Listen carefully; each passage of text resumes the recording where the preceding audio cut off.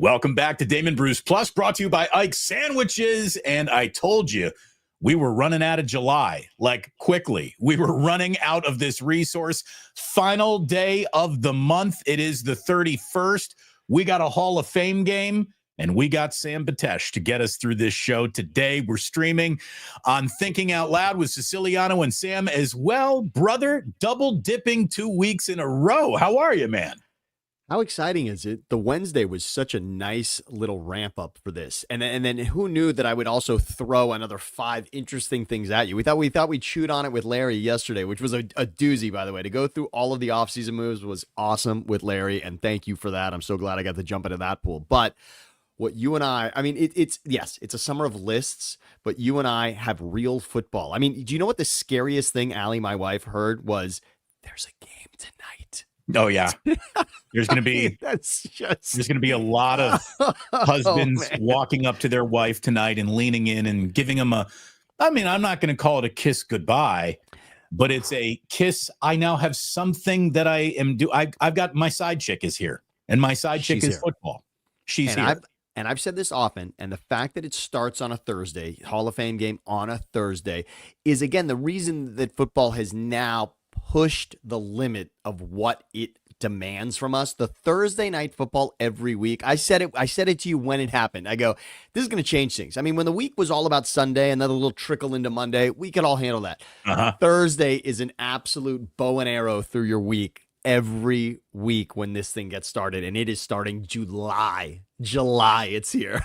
Thursday. It really does. Like Thursday shows up on like Tuesday afternoon these days. It goes so fast once football starts.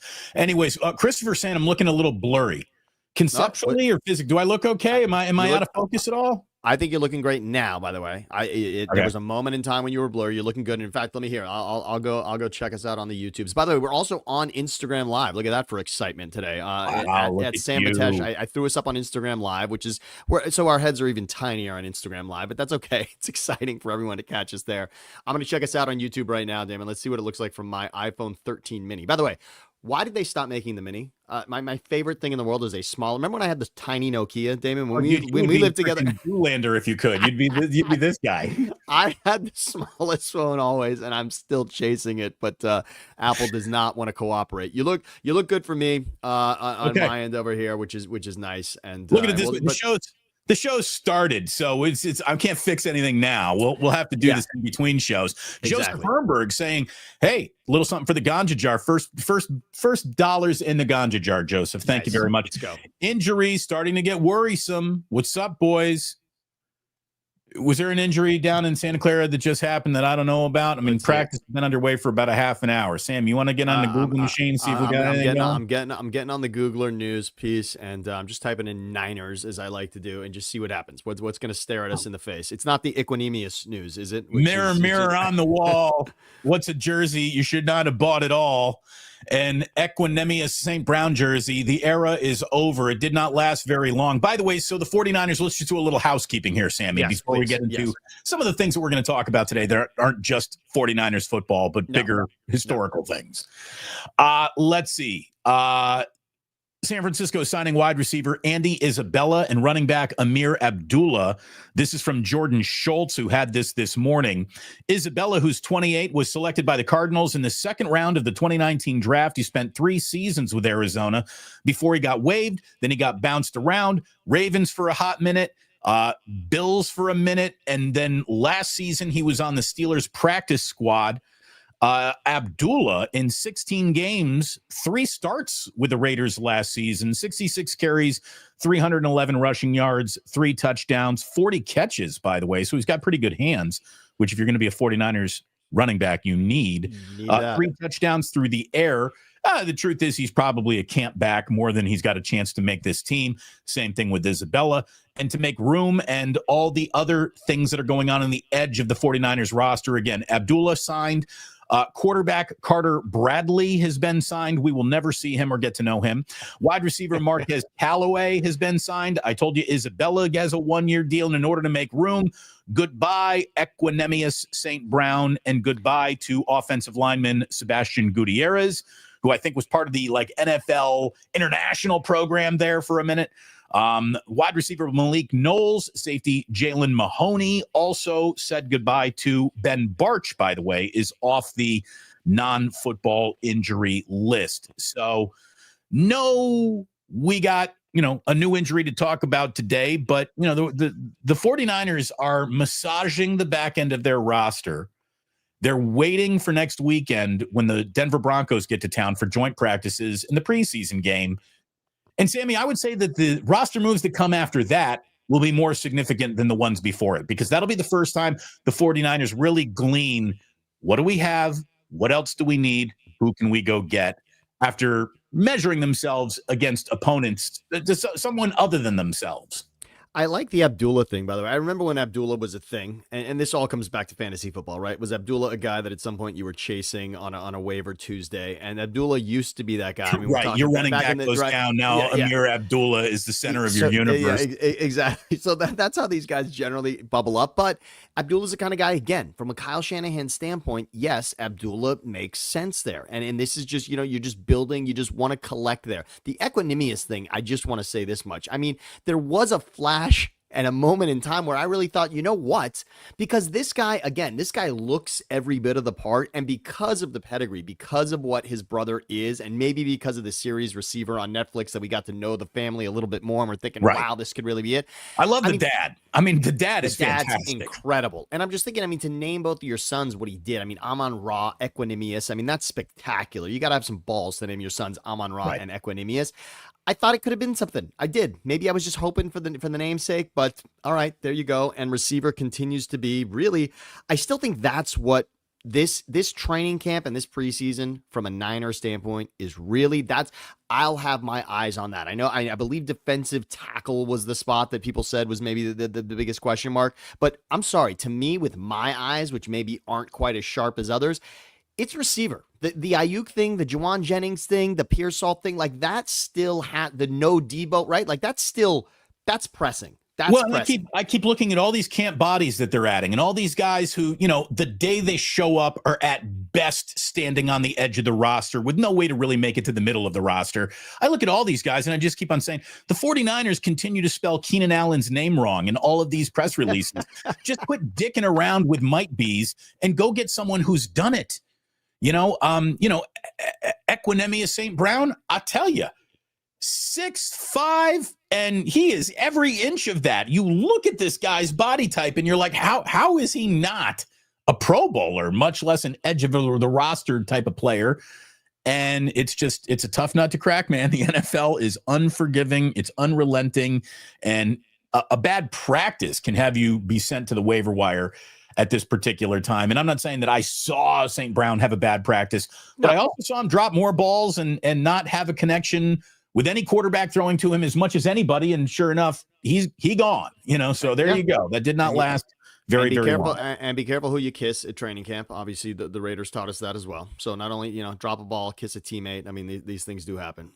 There's something else going on there. What I really need is to call JT the Brick.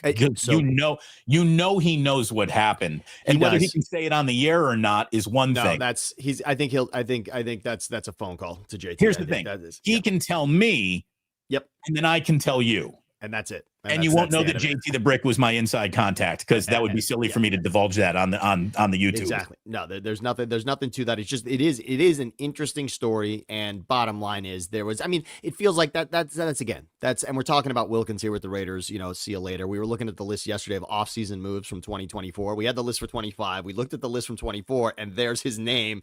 Everyone's excited. He was in the top 10 of offseason moves for last season, and he's already see you later, goodbye. But that felt like a straw on the camel's back. Not, everyone's going to make it that's it, that he kisses it, that he kissed the teammate on the head, etc. But that was about a collection of events. Clearly, it's never one thing. No, it's never one thing, especially when that many millions of dollars are involved. It's never one thing. Look, it's great to see so many names, so many regulars are in the chat early today. Thank you. Great to see you all. It really is. The founder of the Ganja Jar himself, JJ Raider, happy to be here. Look at it this way. You see JJ, you give him a kiss on the forehead. He could use one right now. It ain't easy being a Raider fan.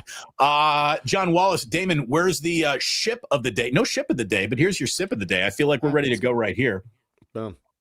And again, it starts tonight. I just want to remind everybody, I mean, this is interesting. Tonight, football on NBC, by the way. This is not, so don't worry about your Roku. You don't have to go far for this one, although everyone's Don't worry about your Roku. Yeah. I mean, this one's on NBC. This one is just fully right there in your living room, even if you're back at getting, only 4 channels back when that was a thing. But this is on NBC tonight, and it is real. I'm ready, but I'm not. I sort of wasn't. July was really aggressive, I thought, for the football season to be here, but we're all for it. I'm going to tell you right now, I think I'm a little bit more interested in the Hall of Fame game than the Major League Baseball trade deadline. I mean, that's just the declining value of the currency that is Major League Baseball across the sports conversations that we have every single day, where here we are, and we're going to talk some quarterbacking hierarchy, all-time quarterback franchises, who stacks on top, blah, blah, blah. We got that coming up in just a second here, Sammy. But it is amazing that our football journey throughout this year begins, ironically enough, for 49ers fans, your journey begins with Trey Lance and Jim Harbaugh. How crazy is it that the coach that everybody wanted, and for a minute, the quarterback that everybody thought was the future, is now united down with the Chargers. And because they don't expect to need him in the regular season, the sacrificial lamb starter in the week 1 preseason game usually isn't a guy that ends up making the roster. We'll see what happens to Trey Lance, but boy, his entire football life will take place tonight in Canton, Ohio. Like, if Trey Lance comes out and has a good night tonight, he continues to live and breathe. If Trey Lance were to have a terrible night tonight, we probably don't see him in a football game that ever is televised again, by on NBC at least. Let's say this much definitively. Now, you and I will never be in the Hall of Fame. The closest we will get is to show up and visit Canton, and that's fine, and we've done that. I did get invited to Warren Moon's induction, and thank you very much, Warren. That was an outstanding weekend. Troy Aikman got inducted that weekend. Also, it was very cool. And Reggie White, what a class that was. Were you working with Warren at Fox at that time? It was cool. Yeah, exactly. I was working with Warren and JT, actually. They were doing a show together. It was spectacular. So that was a lot of fun and an amazing time if you ever get to Canton. So that's as close as Damon and I will get. We'll go visit. Maybe we'll see somebody get inducted. We will not be getting inducted, but the closest Trey Lance will get to Canton again in his life, it may not happen. Tonight, maybe your only chance at seeing Trey Lance associated with the Hall of Fame at all will be July 31st. Think about it. Trey Lance, when the Niners trade for Trey Lance, Damon, he thinks his football life is going to be September through hopefully the first weekend in February, right? That's what he's dreaming of. And instead, his life comes down to July 31st. The game of merit in Trey Lance's career is now going to be July. That is stunning. And yes, it's a fall from grace. And as you said it, even about Equanimous, it happens fast. And you better hold on tight. And for Trey Lance, this is such a lesson for not only what we know of quarterbacks and what we don't. And I know we're going to get into a list of great quarterbacks, and he won't be anywhere near that. But this is how wrong the NFL is constantly about getting this position right and understanding the difference between Ryan Leaf and Peyton Manning. It is harder. We are on here to take shots at people when they get it wrong. But let me just say this much. We say the hardest thing in sports is to hit a baseball because you are rewarded for doing it 30% of the time. If you can hit the ball where nobody is in baseball 30% of the time, you're a Hall of Famer. I might say that the hardest thing in all of sports actually is to get it right when it comes to this position. Nailing it at this position is the hardest thing because so much is riding on it. And Trey Lance is that story unfolding for the 49ers right here in front of our eyes, and you get a shot to look at it tonight. What's incredible is that the depth at the position, talent-wise, from all the way from whoever your best starting quarterback is in NFL to whoever the best starting quarterback is playing peewee or flag football, there is so much attention paid to the position of quarterback, yet it remains hard to find more than 12 of them who are really good at it professionally at any one point in time in any year's life cycle. It is amazing how the specialization, the focus, the constant year-round coaching has not exactly unearthed more diamonds from the diamond mine. As a matter of fact, it might produce more maybes than actuallys, and that just shows you how hard it all is. It's the toughest positions in sports. I don't think there's any position in sports that comes with more responsibility for game day success then quarterback. You could argue starting pitcher. Starting pitcher, I mean, again, you think about it. What is in the NHL's postseason? What is saddled with win and loss? Hand on your head.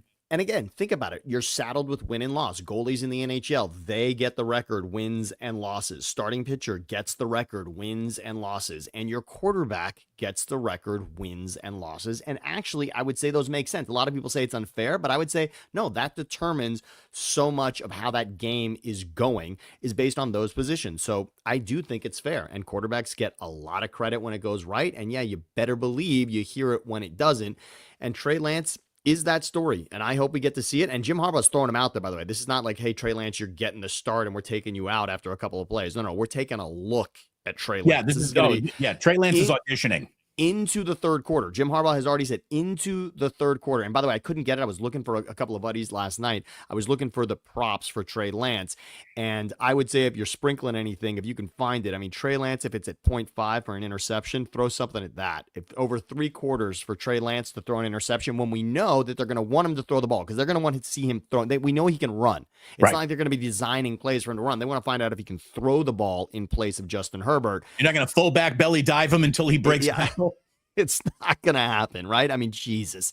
And again, this is really as much, and it's taken us already 16 minutes to say his name because usually we start the show and just say Brock Purdy, welcome to your life, because we love Brock Purdy and we love what he's done. But it's because of the name we started with, that Brock Purdy, that all of you, including you, Ernberg, should love Brock Purdy because of Trey Lance. Looking at Trey Lance now at his second team removed from the Niners, through the Cowboys, now to the Chargers, basically asked to hold items for Justin Herbert the rest of the season. If he's lucky, he'll be able to hold things for Justin Herbert this season. That's what Trey Lance's career has come down to. First team all hold this. All hold it for me. Here you go, buddy. Yeah, here's the keys. He's the valet for the Chargers is basically what he is. Sporticus says, dare I say, it might be Trey Lance in a cloud of dust, and like that, he's gone. Or hey, maybe he lights the world on fire and everybody's talking about Trey Lance, and all of a sudden, because they got Herbert, now the Chargers got a real trade piece. And, that's the way the news cycle works. I will say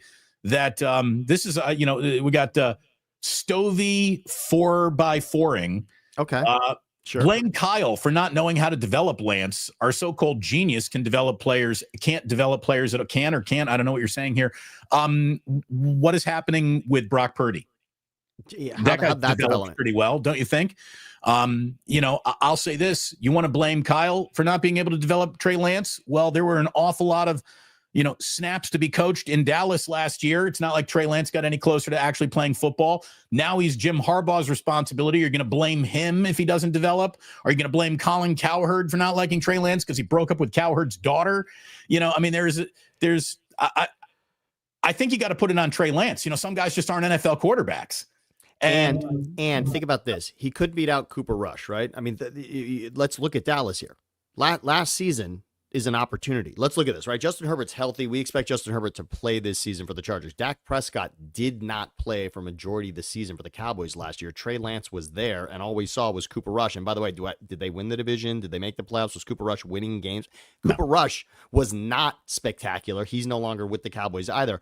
That is really, if you really want to take a look there, he couldn't beat out Cooper Rush. So Trey Lance, yeah, this will be a chance. And again, you and I said it last week. We're comparing Jim Harbaugh to Kyle Shanahan. Here's your first opportunity. This is our first fake game of the year, Hall of Fame game, and we're already comparing Harbaugh to Shanahan because you can say it. If Harbaugh turns Trey Lance into something now, then yeah, you can come back and say Kyle Shanahan couldn't do it and Jim Harbaugh could. So there's that chance. Day one. The measurement against each other will begin whether it should or not, it will happen. We all know that. What I hope happens for you today is while you're considering what to get for lunch, you're around an Ike's. You're in an Ike's delivery area. You can go to an Ike's, get a sandwich from my good friend Ike. He is our title sponsor here on the Plus. He's got something absolutely delicious. So much so you need to sign up for that Love Rewards program because once you eat one, you're going to eat two. You're going to go back, start earning your way towards free sandwiches, chips, and drinks by signing up for the Love Rewards program. And you'll be very, very happy that you did. You will be very happy when you get into the Dubliner West portal. Say hi to Kenny. Say hi to John. Tell them that the Plus sent you. Best Guinness pull in the city of San Francisco. A lot of people coming in for the Dead & Co. weekend that's going to be coming up real soon. Get yourself to West Portal. Take Muni there. You don't have to worry about driving or parking, and you will be happy. Happy people. That's what we want. So if you want to get people, arguing about their franchises' legacies, it feels like the very first position we always start with, and whenever measuring legacies, is the position of quarterback. And sure enough, I think it was CBS Sports came out with here are the greatest quarterbacking legacies franchises have ever had. For a minute there, Penn State was linebacker U. Who's quarterbacking you in the NFL? So I want to explain this a little bit because let me just explain. I made my list. I love before I clicked on the story. Love this. And then I measured what I thought against the story. And then, I'm clearly like, well, they have different parameters or I have different parameters. So there's a lot to talk about here. Go ahead. What I wanted to say is, at its face, this is interesting because I was actually putting a few things into ChatGPT as I was going through this just to look at comparisons. And the funny thing is, when you say it, greatest QB team of all time, it was someone trying to compile a team of great quarterbacks. And I want everyone to understand, no, that's not what it is. This is saying which franchise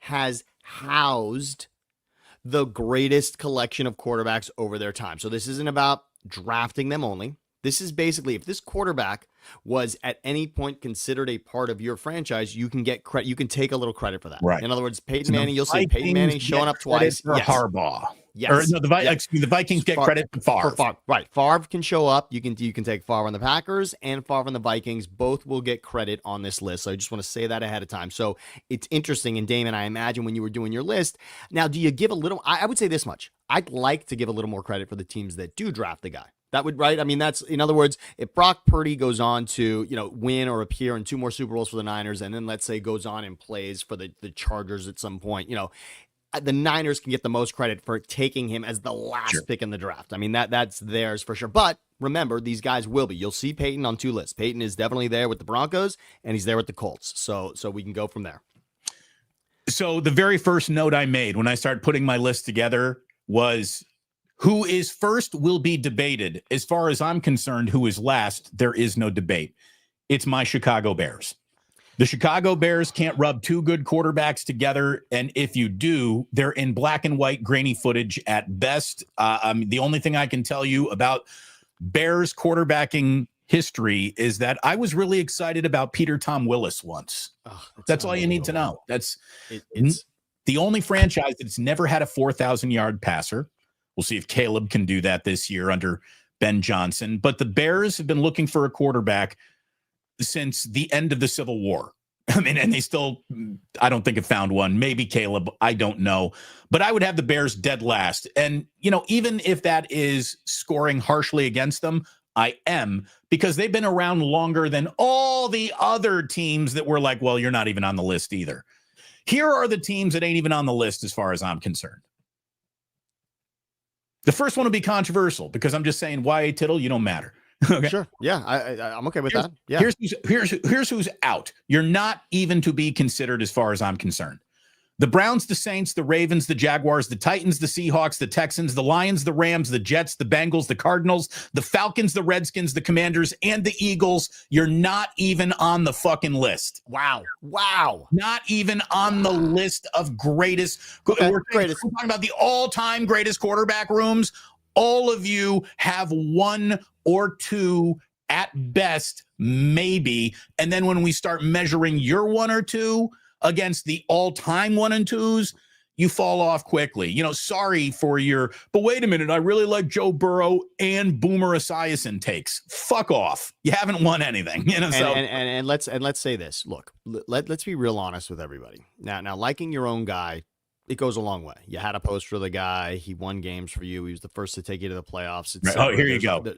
Rex Grossman. Never forget. There you go. Very true. So you'll have these moments in time where you fell in love with people. But what all of sports media does, and Damon and I have been a huge part of it for decades now, this is about, they say it's moving the goalpost, but we all know that everyone loves LeBron until you compare him to Michael Jordan, right? And that's what happens. We take everybody up to that ultimate pinnacle. And so, yes, legacy is about winning games in January, and if you're lucky enough to win them in February. That's really what it comes down to. So you're right. When we're talking about greatest, I mean, you can talk about good. I mean, a list of good quarterbacks is fun. And again, as an Eagles fan, I can even say, yeah, like Randall Cunningham, that's an incredible guy to watch. I want to see that footage. It's fun to see it. But yes, if we're talking, when we talk legacy, that's Mount Rushmore conversation. Right. That's about having statues. Tom Brady, Joe Montana, and Randall Cunningham are sitting in a room together. You get to pick two of them. Randall Cunningham does not make any of those teams ever. You're taking those other two guys first. Exactly. Unless, frankly, unless we need someone to be a preacher, Randall's gonna, So there you go. So he'll win that for sure. And look, I love Randall, and I am gonna make an argument for the Eagles when I show you their list later. I'm just gonna say one thing that I thought CBS missed out on. But Damon, as hard as it was to hear that, and I'll admit, I didn't know you were going to say that, and it was hard to hear it. And on its face, I mean, they're the Super Bowl champs. They've got the Super Bowl MVP, right? It's like, right. I mean, on its face, you want to argue. You want to. You want to stick up for your team. Right. Everyone who just heard their team come out of Damon's mouth, you want to argue. But if you're honest with yourself, and even when you see us reveal the top 5 here from CBS, you're going to look at that list and you're going to want to argue and kick and scream like a 3-year-old, and then you're going to realize they're right.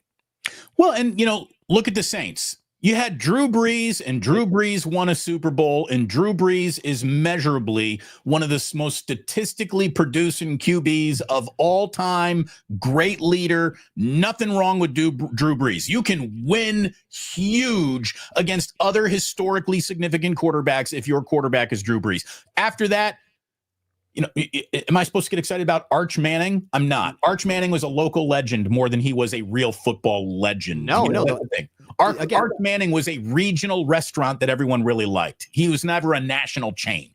And Jim Everett, frankly, might even be the next best quarterback behind Drew Brees when you really look at numbers with the Saints. So it's terrible. And the fact that Aaron Brooks is even in the conversation. Or just pretend Bobby Joe Hebert wasn't playing. Exactly. So, I mean, that's what we're talking about here. You got to remember that. And by the way, I'll say this for Drew Brees. If you go back and look at Drew Brees when he retired, the amount of records Drew Brees held, Drew Brees can be in a conversation about greatest quarterbacks, not greatest quarterback, but if you say greatest quarterbacks, Drew Brees can be in that conversation. But you're right. As a franchise, the Saints are more bag on their head than they are Drew Brees. It's more Aints than Saints when it comes to Saints, and you just have to be honest with yourself if you're going to have this conversation with us.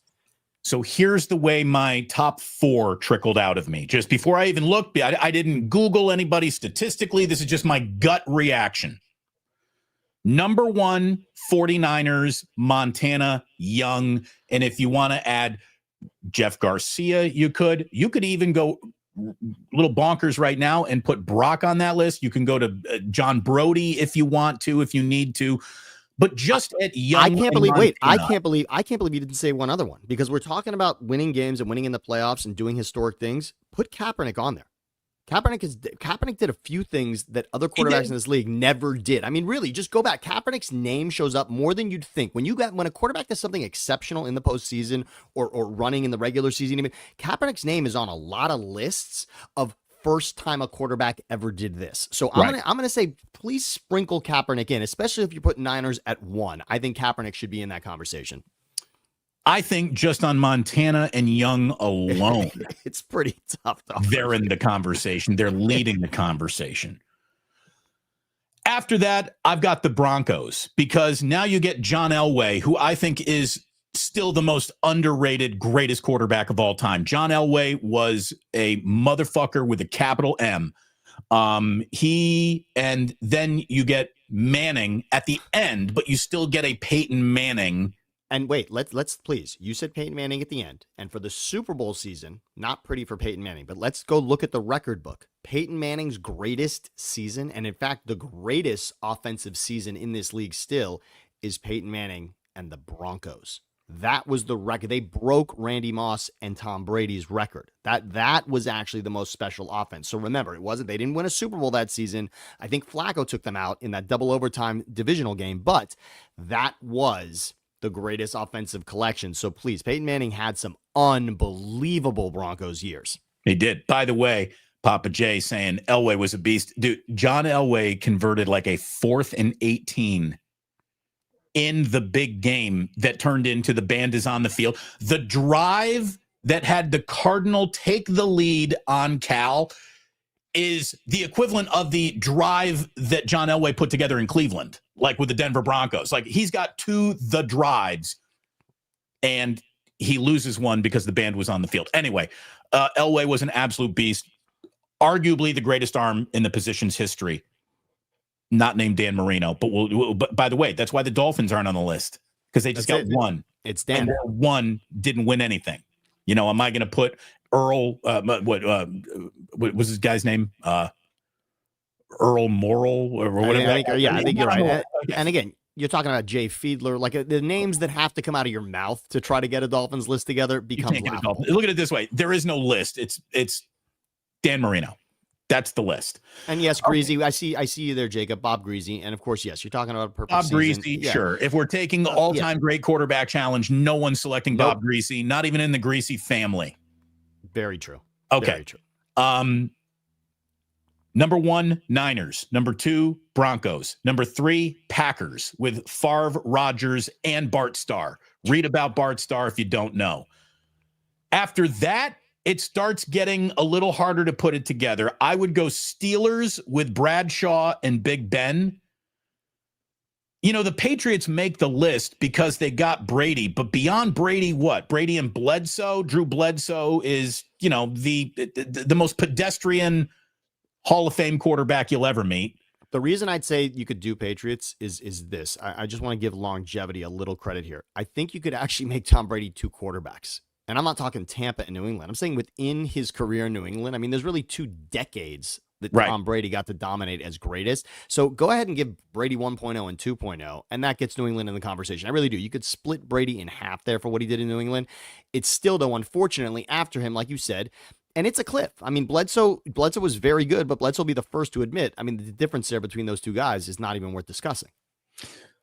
I know the Raiders have a lot of romantic names attached, but I'm not taking any of these guys in a game from my life. All due respect to Stabler, LaMonica, Blanda, and Rich Gannon. I want to give Gannon credit, MVP. And we were close to that season. Right. Gannon was, and that was what a resurrection. Think about it. This would be what Gannon did with the Raiders is almost the equivalent of Rodgers showing up now and doing something special with the Steelers. I mean, it was pretty unheard of, although even different. I mean, Gannon just never really was a guy who had that chance. And then what he did with Gruden, and nobody saw that coming. Gannon, Minnesota, Gannon, Kansas City, and then Gannon with the Raiders. That was pretty awesome to witness. Chiefs, you can take Patrick Mahomes, and then you got to go back to Len Dawson. Nobody's taking Len Dawson as an all-time QB, but he's the second best Chiefs quarterback of all time.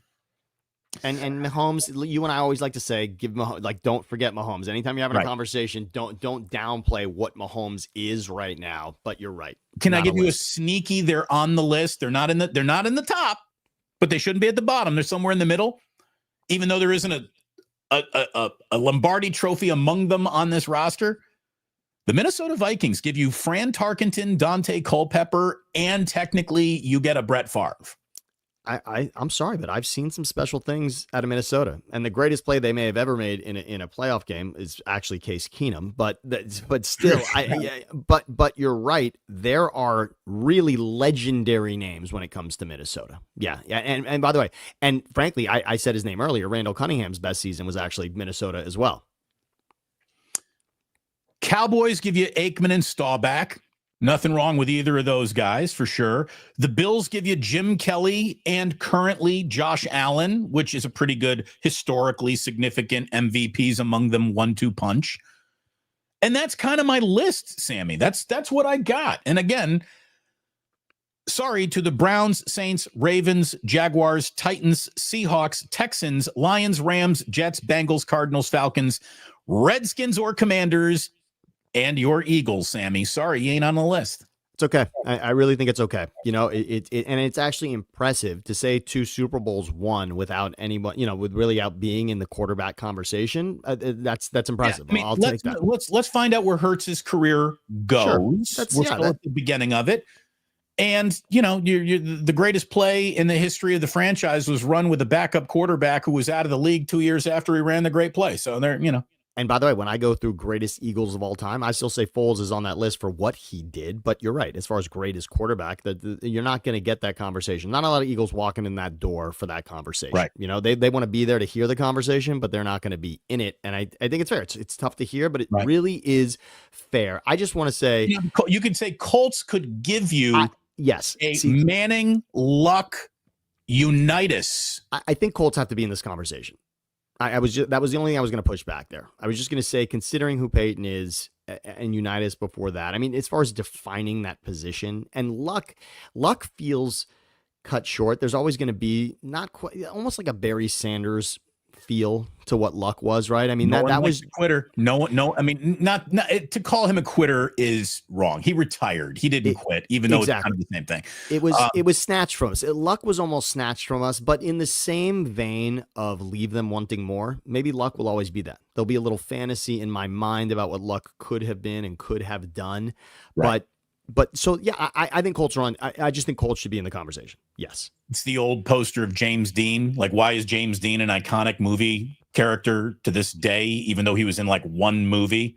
Well, it's because he never got old. He's forever leaning on that car, wearing that red jacket, and he's frozen in time. Never looked back. It's like Kennedy. Kennedy never got old. We never saw him slow down and become sleepy JFK or anything like that. You know, what's the old Def Leppard song? Oh, yeah. It's better to burn out than fade away. And so that Luck will have that. So I just Indy's in this. So Damon, at this point, I like you. Reset your list again. In fact, while you do it, I'm going to put it in the comments. All right, you have it 1 Niners. Okay. So 1 Niners. Okay. 2 Broncos. Okay, and then you got 2 Broncos. Okay. 3 Packers. Okay, 3 Packers. 4 Steelers. Yep. 5 Patriots or Cowboys. And then it starts mattering less and less. Okay, that's right. No, I'm okay with that. All right, so I put it in the chat there. Well, Niners, Broncos, Packers, Steelers, Patriots. And now should we show the list at CBS? And not that we need to necessarily. Well, do you want to give your list? So yeah, let's put this up and you can talk through yours. Okay, all right. Here we go. Yeah, this is CBS's official The List. This is the list. Starts top down. So Packers got the 1 spot there over the Niners. I will say that without even going through the 5, I looked at this and I knew it would be great fodder for you and I, because I had Niners. I closed my eyes and had Niners number 1 also. I was feverishly racing through the list, passing through the Cardinals and the Bengals and the Saints, trying to figure out, all right, who they're going to have at 1. And I really was surprised. I thought this list was going to end Niners. I really did. And when I saw Packers, I get it. There's almost something to where you are. This conversation, when you're dissecting the top 3, almost comes down to what age you are, though, Damon, right? Because there's some of us who appreciate black and white footage and some of us who don't. And that's really right. I mean, if you lived in a Bart Starr era, you're going to have that conversation with somebody and really push for it. You and I don't have that as much as we have. You and I are influenced and raised on the idea that Joe Montana was the bar until Tom Brady took that. And look, between Y.A. Tittle and Johnny Unitas, the first 3 teams on this list have indisputable black and white grainy greatness, and indisputable, we saw it in the prime of our football lifetimes, greatness on this list. So exactly. And so for me, I just want to say the way I have this is not so different, really. I actually like it for my lifetime. I like it as Niners 1, Colts 2, Packers 3, Broncos 4, and I just want to put Tom Brady on here. I want New England on there because I just want Brady. I just think, again, if you're having any GOAT conversation involving quarterback, Brady's that good. Brady's that good that even though Bledsoe might be in the next one, I want to put him in this. Troy Aikman was that good. Roger Staubach was that good. Tony Romo, get out of here. Exactly. Tony Romo was good, but he doesn't deserve to be on this list. Like the greatness of what the Steelers accomplished under Big Ben and Terry Bradshaw is bigger than what the Cowboys accomplished under Staubach, Aikman, or certainly Tony Romo. Yeah. So I would have the Cowboys off of this and put the Steelers onto this. So again, I'll write it in the chat here. So I'm going to go 1 Niners. I can't get Montana out of my mind. I mean, that's the bottom line. I'm going to go 1 Niners. Oh, by the way, so if we're talking about, all right, so you showed up. So the second quarterback for the Chiefs then is not Len Dawson. It's Mahomes in Montana. That's hilarious, actually. That's you're right. So there you go. From that criteria, you're right. You can give the Chiefs that. So the Chiefs would be really maybe 6, although I talked about the Colts. I think the Colts would have to be 6 for me if I go there. But I like it as 2 Broncos. I'll give 3 Packers. I mean, you and I saw, to see the greatness of Favre and Rodgers, and that's what it is. Also, the beauty of having it back to back, maybe that's what I'm giving a lot of this to also, right? The Niners to go Montana young, and then for the Packers to go Favre Rodgers. I mean, that's so unbelievably difficult to do. And frankly, what the Colts did in Manning Luck was also really interesting. I mean, yeah, there was like a Curtis Painter, I think, in there in between for a moment, but really that's basically what they did. When you can have a handoff like that at that position, I am wildly impressed. This is okay to me. I understand the Cowboys being on a list, and maybe, this is even maybe for the fact that they're, we want the conversation, but I'm happier if I'm making a list about quarterback. Tom Brady has to show up somewhere. I'm sorry. I would agree with that. He has to make the main stage. He would be on your marquee no matter what. So I'm gonna push Patriots to 5, and so I'm gonna say Niners, Broncos, Packers. How about this? Your all-time, not that he was good with them, but if he was on your roster, your all-time Tampa Bay list is Jameis Winston. No, I'm just kidding. But you get Tom Brady. You get Steve Young, because Steve Young was a Buccaneer. True. This is nice. You get Brad Johnson, who was good enough to win a Super Bowl, right? Yeah. This is look. It's really funny when you start to give credit for other guys. I will say when we get to it, and I'll show it at some point, the Eagles list is incorrect for what they said about it, because they didn't include Vic. All right, let's bump around a little, right? Okay, so the Packers here, Packers, and again, are they the deepest ever? But you don't need depth when you got, Favre and then Rodgers, and you get nearly 30 years of MVP level moxie. By the way, who underachieved less with 30 years of quarterbacking at that level than the Green Bay Packers? I would say that they're, the thing is, you can never make the argument that the Niners underachieved with their tandem of great quarterbacks. You have to make that argument with the Packers when you compare it to the Niners. So Niners come in second. There's your explanation. Really nothing to debate there. I don't think we're going to have any disagreement in the room. Again, this is where it gets interesting. Manning, Unitas, Luck, and Burt Jones makes the list. I didn't know it. I did not know about Burt Jones. No idea there. And by the way, just for those of you that are Colts fans now, just Anthony Richardson, if you want, just listen to anybody about what the Colts have known about quarterbacks over the years. And the fact that you just can't figure it out to lead this franchise, which has so much around you. All we want is for Anthony Richardson to show up and vie for this division and get to the playoffs. Richardson, be healthy, and please do what we know and we think you can do. It would be spectacular for all of us to just see that happen. But Anthony Richardson, this is a quarterback factory, really, what Indianapolis has done, and you can't sniff it. By the way, Jacob Gordon in the chat room saying Jim Harbaugh is maybe missing from this list. Yeah, comeback kid. Right? Yeah, absolutely. I mean, Teddy Marchibroda and that run with that Hail Mary against the Steelers that damn near did fall, Damon. I remember how much we were rooting for that, and it just kind of rolled around in the end zone and almost became a spectacular Hail Mary. Cowboys again. Oh, I totally forgot Dandy Don Meredith. Absolutely.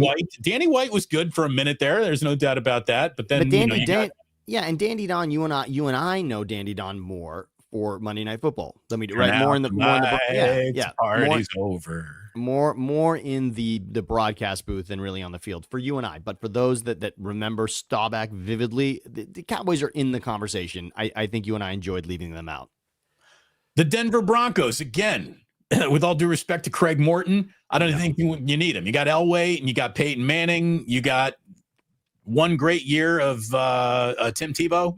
You have Tim Tebow's greatest game. Okay, so you have that on your. So you get Tim Tebow's greatest game, but you also have Peyton Manning, and what I want to remind people is a record-setting offensive season, and you have Elway beating Favre in a Super Bowl also. So I mean that's gonna these two alone is just they're on there. Sorry, like that's just happening. Broncos, those two alone will carry any conversation.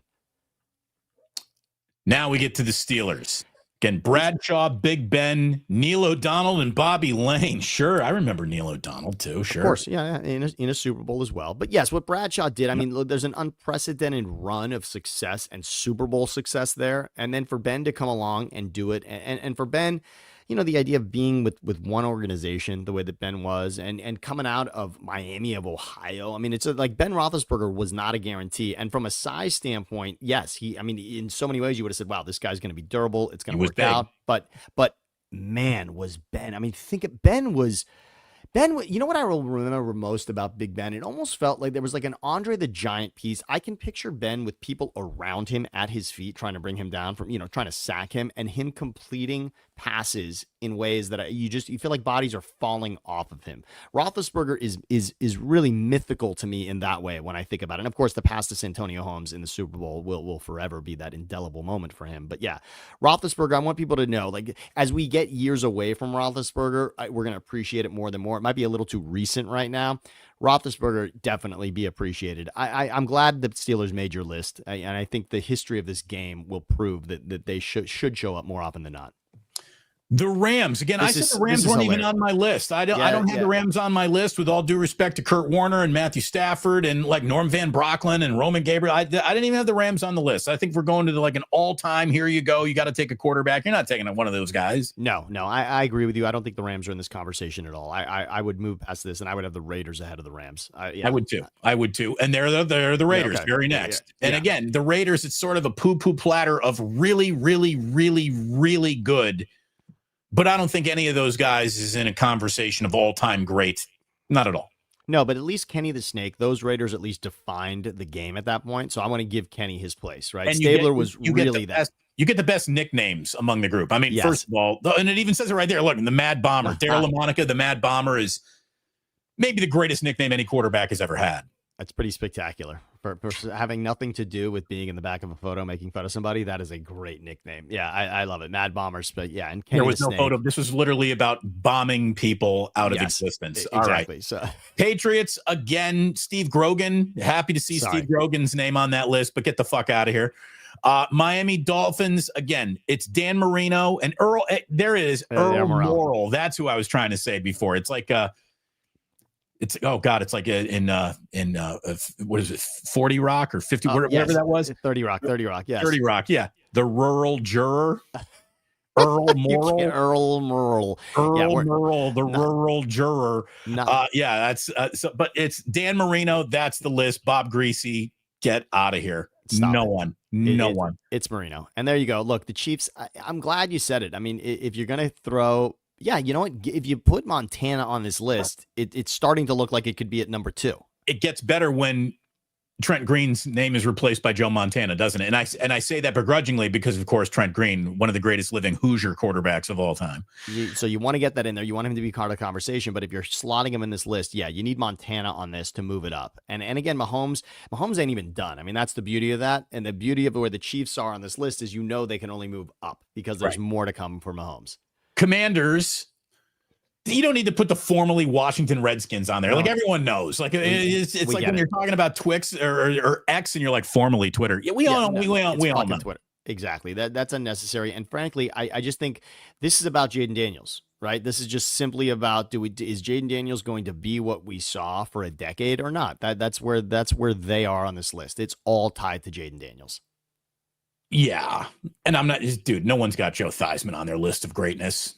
Doug Williams. Come on, Mark Rippon. Doug Williams, great footnote, but no. Sonny Jorgensen, no. Rippon, no. Sammy Paw, no. I mean, come on.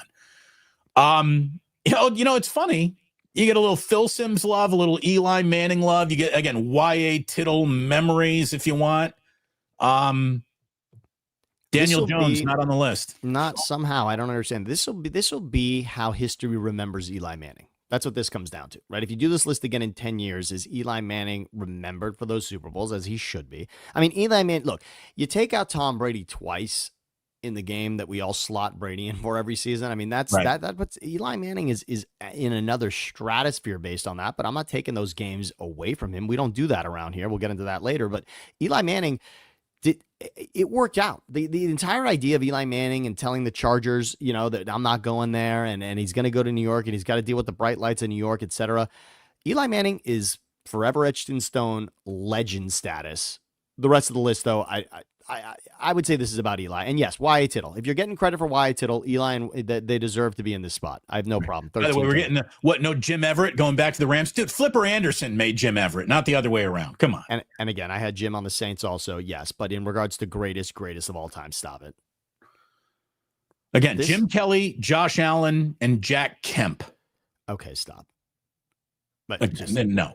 No, here you go. Here are your Eagles, Tim. You got Donovan McNabb, Jaws, Randall Cunningham, and Jalen Hurts, who's not on the list, not yet. No, Sorry, not yet. Not yet. No. It's not. Look, he's a Super Bowl MVP right now, and they just clobbered Mahomes and the Chiefs. So that's why he's even mentioned. But I will say the name that is missing here, CBS Sports, great job, great list. Thank you. But Vic is a part of this conversation, and I want to say this for Vic. Vic is a Falcon, right? But guess what? But again, I have Broncos and Colts in my top 5 because Peyton shows up twice on both those teams, and he does. And by the way, Michael Vick is an MVP candidate in Philly and wins the division and takes them to a playoff game and has 2 record-setting games performance-wise with the Eagles. Michael Vick and Andy Reid, Michael Vick, look, he's not dog sitting for me anytime soon, but Michael Vick is a tremendous person. I've met him and hung out with him. He is such a humble, great dude, first of all. But what he did to resurrect after what happened to him, for him to resurrect with Andy Reid what he did in the second part of his career, to do what he did in Philadelphia, that is one of the greatest come from behind. How the hell did he manage to do this all over again stories I've ever seen? I mean, ultimately, Donovan McNabb's career ends in Philadelphia because of what Vic brought to the table. And the two careers that I thought, you just brought your career to a place it'll never come back from, were Michael Vick with the dog thing and then Kobe in Colorado. Yeah. I mean, those were point of no returns. You will never be welcome at the dinner table ever again situations. And not only were those guys welcome back to the table, they get to sit at the head of the table.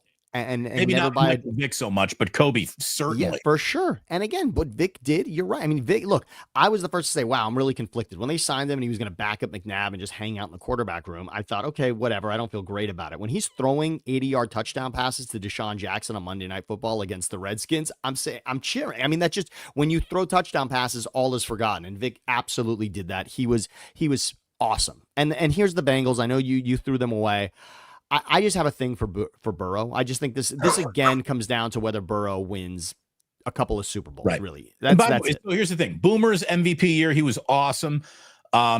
Carson Palmer he's one of those guys that, no one will remember, but was really, really good for a minute there. Carson Palmer, had he not had his knee blown up by, who was it? Did like Tony Siragusa get him? Or no, something? It wasn't. It was it was a Steelers game. It wasn't, the name was like a Totofu. It wasn't Chris Mu'ufatu Ma'afala, but it was a name similar to that. Yeah. And it was a Bengals Steelers playoff game. And the Falcons, I just wanted to show, yes, Vic.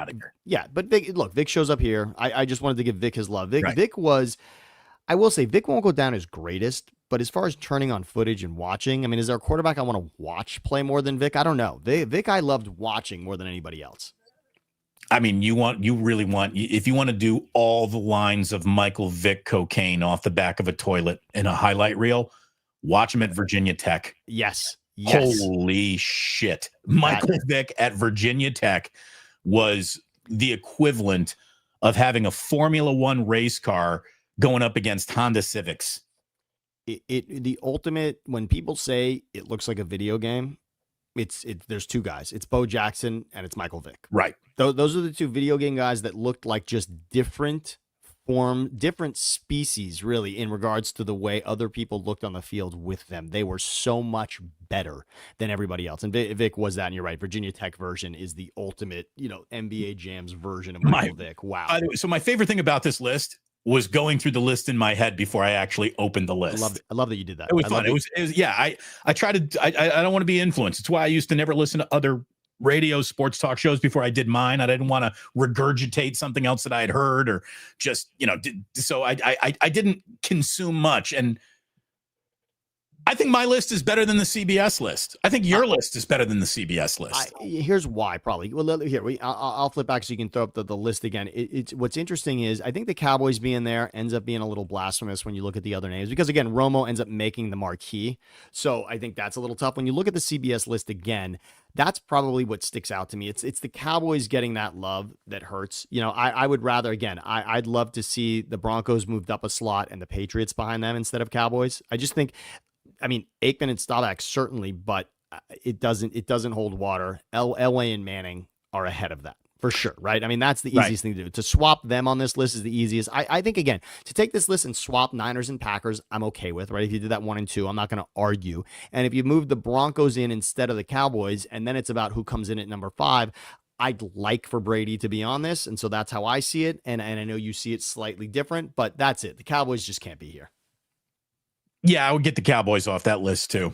I would get the Cowboys off the top 5.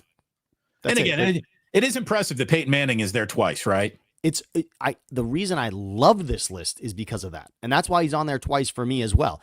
Peyton Manning, for you and I mean, let's go back. I mean, Peyton Manning, and you know what? I don't want to take away this criteria, but again, if winning the last game, if winning the Super Bowl wasn't a part of this conversation, and of course it is, it's the most important thing, but really, Peyton or Brady, in regards to, you know, sort of like having one drive. That's a hard conversation for me still to have. Manning and Brady that's still to me is, boy, I saw them both do unbelievable things, and go back and look. Manning ended up getting Brady a few times there in Denver.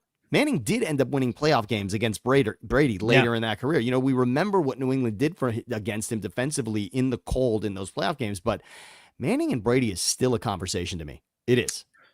We got a Hall of Fame game tonight. And again, thanks to football starting tonight, we have at least one football game every single week between now and early February. So that is officially our first foray into Maximum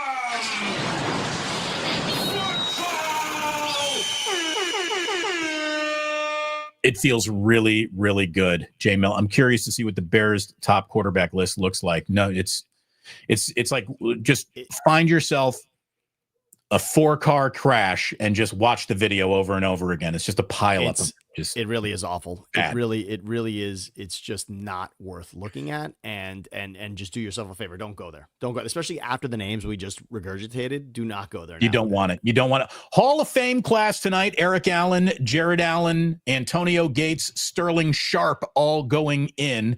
Not a good day to be Shannon Sharpe. We'll get into that in just a second. But is Antonio Gates one of the best undrafted Hall of Fame players ever? It's not a long list of undrafted guys who make it to the Hall of Fame.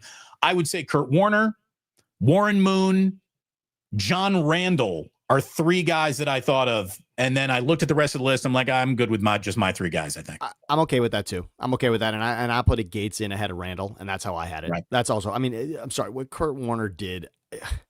There's not a better story. I told you I hope today could be the show I made it through without having to take a leak. You're going to go take a leak? Do it. I'm going to go take a leak. Do you want the list back? What do you want? No, I'm fine. I'll take it right now with this. I'll talk a little. Antonio Gates. I mean, Hall of Fame class. I just want to remind everybody when you're watching the Hall of Fame game tonight, remember, it's not just about this game. It's not just about Trey Lance. Really what this game is for should be what you're going to do on Saturday, which is to watch these speeches and watch these men get inducted into the Hall of Fame. And when I look at Antonio Gates, I remember when I went through all the draft classes since 2000.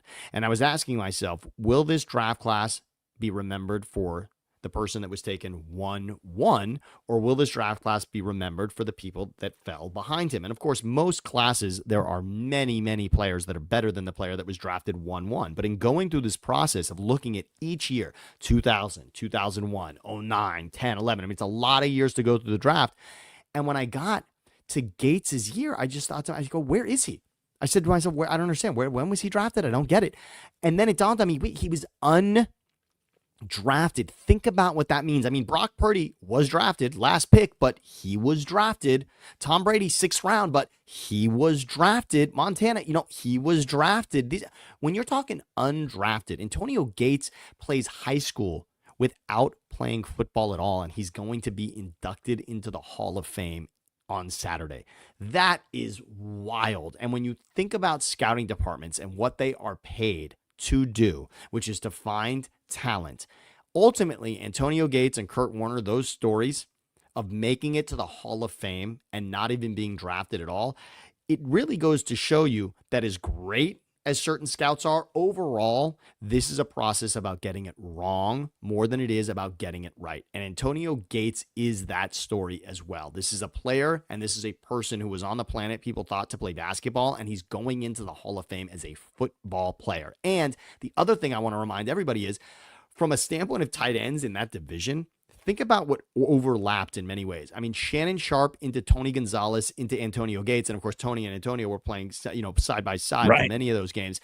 What an amazing, defining the position of tight end, which is harder and harder to do these days, because now if Kelsey's, on the downside, then the next guy to take over, and Kittle, of course, Kittle and Kelsey are in that conversation. But if we're talking about the next guy, maybe it's Trey McBride. We know it's not going to be Kyle Pitts. Tight end's a weird position now. But if you look at what the AFC West gave us, Shannon Sharpe, Tony Gonzalez, Antonio Gates, I mean, that is good luck beating that trio right there. I mean, that is special. I mean, yes, Gronkowski, but not a lot of other names in the AFC East there. That is AFC West, way to go from a tight end standpoint. Wow. By the way, since you brought up Shannon Sharpe, can we just talk about the cautionary tale that this man has actually become? Yeah, absolutely. And for what you and I do, I just want to remind everybody, I mean, yes, Shannon Sharpe, absolutely. First of all, I'll say my first piece on Shannon Sharpe, which is from what I knew of Shannon Sharpe at Fox, like really, there was a lot that there was a lot of rooting for Shannon Sharpe when he showed up at Fox, because remember, the story coming out of CBS is that Shannon Sharpe couldn't necessarily speak clearly. There was a bit, I think it's Saturday Night Live did a bit. There was some comedy troupe that did a bit. He had like a mush mouth, a lot of marbles in his mouth type of delivery. So Shannon Sharpe, when he showed up at Fox, there was a lot of really rooting for him. And frankly, what he developed with Skip, I'm sorry, that was not expected. When he showed up, I don't think I had that on the bingo card that him and Skip were going to set the bar for sports debate for the run that they had. I got to say, bravo. And to turn it into what he did on a platform more like what you and I are doing, I mean, from a podcast standpoint, to have it at that level. I mean, Shannon Sharpe, Hall of Fame career on the field. And then from a broadcasting standpoint and bringing in dollars, Shannon Sharpe, I mean, wow, you fucking did it. I mean, really, Damon. I mean, Shannon Sharpe, and in a way, look, with the thing that he has still, Club Shay Shay, it's $1 million media property that gets pulls, that gets eyeballs on it. The thing that he does with Ocho Cinco is, that gets eyeballs on it. But Shannon Sharpe was in the mainstream, and now he's going to be a subculture guy for the rest of his career. And he is only responsible for that fall from grace because he needed to sleep with a C- OnlyFans model. And it's just one of the, like, for 5 minutes of, he's given up a huge career on a massive platform like ESPN. And you could say, well, ESPN's not cool. I don't even want to be on ESPN. Yeah, you do. You want to be on ESPN. It's still where our eyeballs go for sports. It still is a kingmaker in terms of the people we're talking about and the subjects that we talk about. And Shannon Sharpe, I would argue, through everything he's done outside of one Cat Williams interview, never got the bump like he did joining First Take and be part of, the Stephen A. Smith crew that he fit so well into.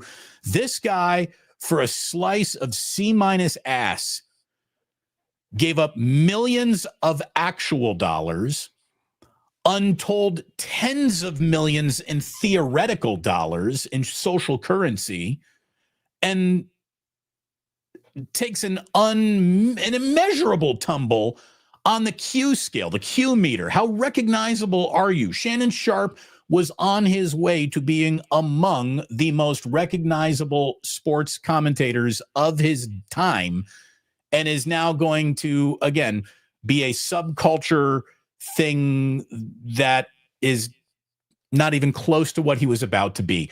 Shannon Sharpe will dress this up as well as he can It's a massive fuck up. And to say it any other way is to lie on behalf of Shannon Sharpe's PR. He fucked up one of the greatest opportunities that was just handed to him. The greatest line in the movie Wall Street 2. And if you haven't watched Wall Street 2, first of all, if you're a fan of Wall Street 1 and haven't watched Wall Street 2, what are you doing? But not only are there great shirts. Are you talking about the Shia LaBeouf one? Yeah, I am. But here's why, Damon. But I'm saying go watch it. The line in it, though, right. The line in it is, what is your number? More. He's asking, they're basically negotiating, what is your number? More. So for that line alone, more is the number. And when you're collecting checks in life, more is definitely the answer. And the definitive thing we can say about Shannon here is those are checks that will not come in now. Those are checks that were essentially guaranteed because, again, as a Hall of Famer and as someone who established what he could do from a debate standpoint and a speaking standpoint in a field that you and I are even dabbling in the way that we are, Shannon Sharpe was setting the mark and also doing it in that mainstream way that he was close to the most important product, which again begins tonight, July 31st, Hall of Fame game. But again, Shannon was very close to broadcasts of NFL game, which still set the bar. When it comes down to it, the Super Bowl will still set the bar in regards to eyeballs. When it comes to sports, it is the Super Bowl and then everything else. And Shannon Sharpe was close to the broadcast stream of this incredible game. And this will now move him out of that conversation. Right. He will never see the entire sports world turn its back on him. He will be, but he's on the fringes. He was about to be pinging in the middle of the radar, and now he is forever relegated to the fringes of the conversation. And again, Google the chick that this happened with. There are some women who throwing away a significant percentage of your lifetime earning power, fame power. There are a few women out there it might be worth it for. This was not one of them. This was not one of them. And what's also kind of gross is she looks like she's 13, if you don't mind me saying.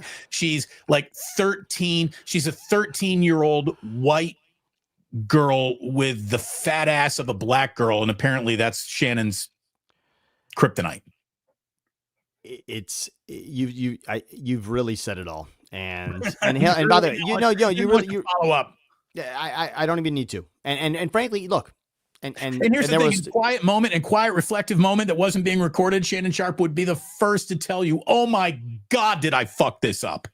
Oh my God, this guy knows how to watch film on himself. He knows how to critique a bad route when he runs one. He knows he just." Straight up had a all on him drop running a lousy route. It's and there will still be, by the way, and there will still be millions to be made after this moment, which is what's awesome. I mean, look, this world has shown us the rebound. We talked about it with Michael Vick, right? There are rebounds in this world to be had, and he's already really on it in many ways. And so that's it. It just but look, I did I enjoy watching Shannon on ESPN? Yeah. Yeah, I mean, Shannon. If Shannon knows how to rile people up and speak about what matters in the world, and he is tied to, like I said, the greatest sport that defines anything we're talking about. Sports starts and ends with the NFL still, and I don't know when. I really don't know when that will change. We'll talk about that one day. But I mean, the NFL can do almost no wrong whatsoever. I think you hit it. The only thing that could ever take the NFL down potentially would be like a humongous gambling scandal. By the way, it feels like one's about to come. Well, I mean, there's one everywhere these days. Well, again, it happened in baseball. Right? I mean, ask the Guardians how their closer's doing right now. I mean, that's so maybe, but the NFL can do no wrong, and Shannon was great at capitalizing on all of that. So there you go, done.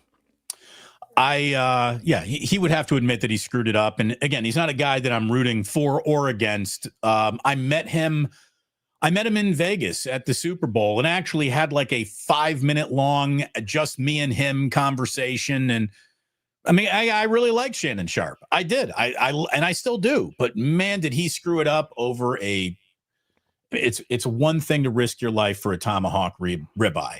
For a bologna sandwich, now I'm asking, what is your motivation, man? Come on. You know what it makes me think? You know what it makes me think? That Shannon Sharpe didn't get much ass as a player. That Shannon Sharpe never was able to capitalize on his actual celebrity and fame before this moment. And he drowned in it a little bit. He drowned in it. It's the same. It's my Tiger Woods theory. Tiger Woods spent his entire life getting no ass. Then the line to sleep with him went to infinity, and he drowned in it. And that's what happens sometimes. Okay, let's see. One more NFL note before we remind everyone to like and subscribe. Are you actually, have you liked this live stream yet? I hope you have. Have you subscribed to both Damon Bruce Plus and Thinking Out Loud with Siciliano and Sam? I certainly hope you have. And I also hope you hit that notify button for when we go live. You won't miss a thing. I'm going to be doing watch parties in every single 49ers game this year. So hit that notify button, not miss a thing, and be along with us for the ride when it takes place. One of our least favorite things, Sam, is when someone wants to take away a great moment or career as something is being evaluated. You know, you'd think the guys who are in sports would be the least likely to do this, but leave it to Daryl Morey. Daryl Morey claimed this week, the general manager of the Sixers, a guy who's officially won nothing in his entire career, claims that the Lakers bubble title isn't considered real by the majority of the NBA. The people that he talks to, the inside the league conversations that he has, looks down on the Lakers bubble title. Okay. So why was this just brought up? How come this is being discussed in the world of sports? Well, yesterday, marked the 5-year anniversary of the first game that got played in the NBA bubble. And Morey was asked about it. And he couldn't let the anniversary pass without injecting a little, propaganda back into it when he said, quote, I don't know if I got the quote, but it's a title that comes with here's the thing. The truth is, that title counts. They all got rings. They all got banners. When we talk about it, though, it would be insane to not bring up what was different about that. The title comes with a major side story that is very different and has more moving parts to it than any other championship ever had, and is different, and it's its own thing. But the Lakers won it fair and square, and they probably win it inside the title because there was no nasty crowd booing Anthony Davis, and Anthony Davis goes into a turtle shell when a crowd goes against him. And maybe that has something to do with it. I don't know. I don't care. All I'm going to tell you is that championship is unlike the others, but counts just as much as the others. Every other team had the same opportunity to take advantage of this being quote unquote easier. And do you think wrangling NBA players in one place and having them show up to not have the kind of lifestyle that they're used to was easy? Forget about it. This was difficult to get all the players on the same page to show up for this, and the Lakers did it. Can we also say something else? This is the Lakers we're talking about. If you want to put an asterisk on something, the Oklahoma City Thunder just won a world championship in a season where Jason Tatum got injured, Damian Lillard got injured, Halliburton in Game 7 gets injured. I mean, what are we talking about? This is the Lakers, who are arguably one of the greatest. They're one of the greatest. This isn't even argued. Forget about arguably. Right. The Lakers are one of the greatest established brands in all of sports. Forget about the NBA. Lakers, right? I mean, we're talking Yankees, Lakers. This is not a long conversation of things that we're talking about. And even in football right now, yeah, you might say Patriots, but it's still probably Cowboys. I would say Cowboys, Yankees, Lakers, Yankees. Cowboys, Toronto Maple Leafs. Maybe the Red Wings had it for a while, and I don't even know that in hockey it really even exists right now. It probably doesn't. What's your big Real Madrid or whatever the biggest? But it's not. But it's not. It's not because this week. And guess what? It's not. That's Ronaldo or Messi. That comes down to singular players in soccer. It's not even necessarily a franchise, all right, or a single club. It really isn't. It's not even a soccer club. It's generally names of players. So in sports, Lakers, Yankees, Cowboys. That's the conversation. So this is the Lakers that won a championship. And oh, by the way, who'd they win it with? I mean, what are we actually talking about here? LeBron James is, if not the greatest player of all time, he is then number 2 to Michael Jordan. So that's the conversation. Hate or love him in that conversation, but there's not another one you can have if you want to get him in second place. Being completely honest, and every other instance where we always have longevity and career compiled accomplishments stacked up to measure greatness, I don't think there was ever a greater killer than Michael Jordan. But it's insane and nearly impossible to argue that LeBron has not had the longer, better career. It's the guy is, I mean, he's going to leave the league as like its all-time leading scorer and just he passed Kareem Abdul-Jabbar. Do you understand how impossible that is? There's no one who has worn the crown of one of the three best players in the sport from his first game to his last game. And this is what LeBron is kind of doing in real time. And by the way, I'm a Jordan guy. I will lay down my life on the Michael Jordan altar talking about how great he was, but he then walked away from the game when he had a lot of years left, and LeBron didn't. LeBron won a title in Miami. And if you want to say, he coerced that and put it together, by the way, good for him. He coerced it to put together the greatest roster possible. He did it, and they did win, and they won multiple times. He wins in Miami. Then, for those that were upset that he left Cleveland, he comes back to Cleveland to beat what we would all argue was the greatest dynasty of its time in the Warriors, to get a title to Cleveland. So you thought he did wrong. He comes back to Cleveland and delivers a title to a city and a franchise that never did shit and never will do shit without him. Okay. So he does that. And then he joins the Lakers. And the only way to establish himself as a great with the Lakers is to win a championship. And he does that. And by the way, he didn't beat a scrub team either. He beat Jimmy Butler at his pinnacle there with Miami, and Jimmy Butler stole 2 games in that series and was every bit of amazing in that run for Miami. Go back and look. Jimmy Butler's never been better in his entire life than he was in that run with Miami. So LeBron James wins a title, and we're trying to, again, you're taking away a title from LeBron James. Why? Under what circumstances? And who are you to take them away from anybody? Especially when you're Daryl Morey, because Daryl Morey didn't win anything pre-pandemic. He hasn't won anything post-pandemic. He has never won anything. Daryl Morey doesn't know what winning a championship is even about. So for him, who has never added one, to try to be subtracting guys over theories and thoughts and conversations that have been had in NBA back rooms and quarters is just... it's ridiculous. I think Daryl Morey is the single most overrated, overhyped, overexposed general manager of my lifetime. And, the nerds really like him, and sports media really likes him. And apparently he is a great guy and can, a great guy to have a sandwich with, and lots of good stories, and everybody likes him. As a general manager, he has won as many NBA titles as I have sitting in my basement. Let's go down this road real quick. There are 2 things I want to say about this, and then we can move on from Daryl Morey, and we can go again. And by the way, we know somebody who has a ring from that 2020 season, and by the way, it is real and it is spectacular. But Daryl Morey, you now represent the Philadelphia Sixers. Let me remind everybody, when the second round of the playoffs starts, I call my family in Philly and I say, welcome to the NBA Finals, because it ends every fucking year in the second round if they're lucky enough to make it there. Winning a title is something that the Sixers know nothing recently about whatsoever, and their greatest moment on a run to a championship that you and I can see vividly in our lifetime is Allen Iverson stepping over Tyronn Lue, winning game 1 of the NBA Finals, and then losing 4 straight with Mutombo and Iverson, and that was the end of it, and they haven't sniffed it since. Trust the process. MVP Embiid and Simmons together, Embiid, Simmons, Tobias Harris,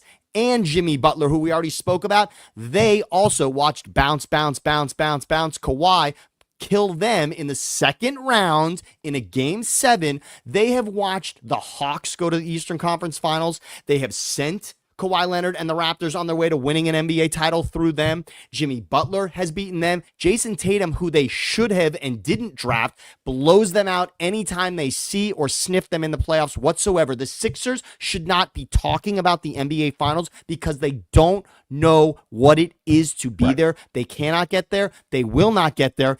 And Daryl Morey even tried to bring James Harden, his best friend, along. That didn't work either. Doc Rivers, Nick Nurse, whatever coach you want to throw at this, it does not work. Don't talk about the NBA Finals unless you are asking the 2 teams that are in it that aren't you if you can borrow tickets to go watch it. That's it. That's it. Thank you very much, Daryl. Be quiet. Stop it. Okay. Look, here's the thing. Nobody wanted. It's not like the Lakers ordered everyone to the bubble to go win a title easier for them. Was it in LA? By the way, was the bubble in Los Angeles? It was not in Los Angeles as far as I was concerned. It was definitely not in Los Angeles. By the way, we got a little news here. And normally I don't get news off of the chat, but Christopher wouldn't share this if something weren't wrong right now. Kyle Shanahan saying there's no timetable for a return, but Juwan Jennings has re-aggravated the same calf that was bothering him during OTAs. And it is time to sign Keenan Allen. And I cannot stress that enough. I've been saying it for a month. Don't let another team sign Keenan Allen before you sign Keenan Allen. Take all of these around the margin moves that they've been making and the players that they've added today and say Kyle's going to hate all of those guys. He won't hate Keenan Allen. Brock Purdy's not going to hate Keenan Allen. Keenan Allen is going to show up, and on the day he shows up is no further away from being one of your 3 best wide receivers, and you're going to need at least 3 week 1 in Seattle. Go get Keenan Allen. Duh. Please listen to Damon and just do the right thing. And there's one other guy you can look at if you want to sniff another resume. Amari Cooper, I believe, is still out there and available. And these are moves that need to be made because it is that thin at this point. Even if you think Keenan Allen's not going to have a 17-game impact and footprint on this team, Keenan Allen, the room is that thin. Please welcome him in because automatically he is on top of the depth chart just like that. Open the door for Keenan Allen. Go get your guy. By the way, the Keenan Allen rumor is more interesting than anything that I think is going on in baseball's trade deadline. Although I will say, leave it to the A's to say goodbye to young talent. They did add a very interesting young prospect, though. The 3rd overall prospect in baseball, Leo DeVries, is now in Oakland A. He's a shortstop because they traded Mason Miller and J.P. Sears to the Padres today. So the Padres are trying to add some pitching. Word is they're still looking for another outfielder. The Giants are only subtracting, which means they're at least admitting the situation that they're in right now. They should take that a step further and cut more dead weight as they go through a very frustrating year. We'll see how the Major League trade deadline all shakes down by this afternoon, but still a lot happening. Go get Keenan Allen if you're the San Francisco 49ers. This news about Juwan Jennings' lingering calf, not great. Not great. So it's amazing how often a calf strain has turned into a torn Achilles or ruptured Achilles across all sports these days. I'm not saying that that's what just happened, but watch out. But guess what? Maybe that's why the timetable is what it is. Don't mess around. Halliburton's in the NBA Finals. You want to take a chance on a calf in a Game 7 to submit your legacy moment in a year that Tatum is not available, Lillard's not available for the Bucks, and you're going to the NBA Finals. Yeah, I would say go for it and make that move. Juwan Jennings training camp, Hall of Fame game, preseason game. Yeah, let's lay up because this season, in many ways, and certainly, look, you want that schedule to get off the wrong way. The only way to take advantage of an easy schedule is to win the games you're supposed to, and a lot of those are showing up early on the schedule. Ayuk's not there. So you better pamper this situation when it comes to wide receivers. You're going to need it. And by the way, the key to this, I was going to say the key to the season is McCaffrey. And of course, in so many ways it is, but now I'm starting to realize, and I can't wait to hear from Ernberg on this, but George Kittle. I mean, Kittle's going to be a massive bubble wrap him right now. Wrap George Kittle. I wouldn't have George Kittle take a snap of football between now and week 1 in Seattle. He's ready to go. Diamador Lenore hip injury. What is going on? Oh, that's not good. If that's what's happening, is this a punitive tax day? Day what? 4 impads, 3 impads for the 49ers. Day 4 impads. Not good. Not good. We will be looking at all the reports coming out of training camp a little bit later on this afternoon. But man, that you don't want Diamador Lenore hurt, and unfortunately, Juwan Jennings is hurt. And again, I don't know what you're doing if Diamador Lenore is hurt. I do know what should have happened before Juwan Jennings got hurt. You should have had Keenan Allen. With Juwan Jennings, I think you still need Keenan Allen. Without him, I think you really need Keenan Allen. One last thing before we get to today in history. Just more sign that we are living in a different media world than what we were just existing in not even 10, 15 years ago. News today, well, yesterday, just this week, is that E, the channel E, E News, E Entertainment is going away. Going away. Now, rest in peace, Wild On with Brooke Burke. Remember that? Dude, Wild On with Brooke Burke was like always on the TV. It was a great background TV show to have on. Brooke Burke, lovely to look at. She's aged wonderfully, by the way. She absolutely. Here doing some like menial hosting jobs on, CW shows or whatever. Good for Brooke. Glad she's still out there. She looks phenomenal still. But when Brooke had her fastball and was in a bikini walking around Aruba telling you why you need to come here for spring break, that was quality programming, Sam. E-Entertainment, I will miss most from E-Entertainment. So the night of the Oscars, Academy Awards, I still enjoy the Academy Awards, try to watch the movies before that. And sort of it's still a Super Bowl moment for me. I really do enjoy. Those are the greatest. I mean, those are the people that are the best at what they do, gaining the hardware that they've fought all year for. So it is a Super Bowl in many events. And the red carpet and the outfits for the Academy Awards. E did an extended pregame red carpet for that was untouchable. And for that will be missed. And I worked for a long time. Joan Rivers. Joan Rivers was better on the red carpet than anybody because she was out there basically fucking everything. Fuck you, fuck you, fuck you. It was great. It was the best. So that will be missed tremendously. And Pat O'Brien, I worked with for a long time, and he set entertainment television for what it is. He was the insider. They made that show for him, Entertainment Tonight. He was a huge staple of that. So E-Entertainment TV, just what it means as far as tabloids and following celebrities, nobody did it better. Nobody did it better. Watching blurred Howard Stern on E was quality too. That was great. Yeah, who's riding the Sibian today? Hollywood is dying. SF Indigo. You're right. That is what is going on here. E! News shutters. A celebrity golden era comes to an end. The Lindsay Lohan, Paris Hilton, Britney Spears era was an untouchable time in entertainment news, and that time is over. E! News will air its final TV broadcast on September 25th, and this marks what the story in Variety is calling the last nail in cable TV's coffin. But for a generation raised on a daily cable show's addictive formula of breaking Hollywood headlines and a marathon of red carpet remotes, it signifies something much more. It's the end of the golden age of celebrity news. It's the end of how we get our news, and it's the end of celebrities as we know them. Everyone with a YouTube channel, with a TikTok account is now your celebrity. When I go for my Who's Today famous birthdays, I have to sift through a whole bunch of Instagram and TikTok people who I have no idea who they are. YouTube stars who are being listed as celebrity that I don't even know about or recognize because I'm still an old man. I don't go to YouTube to watch things like I probably should. I still go to TV. I got old habits still. But like MTV News before it, which shuttered in 2023, E! News now stands as a crumbled monument to a monolithic media culture felled by the rise of algorithms and smartphones.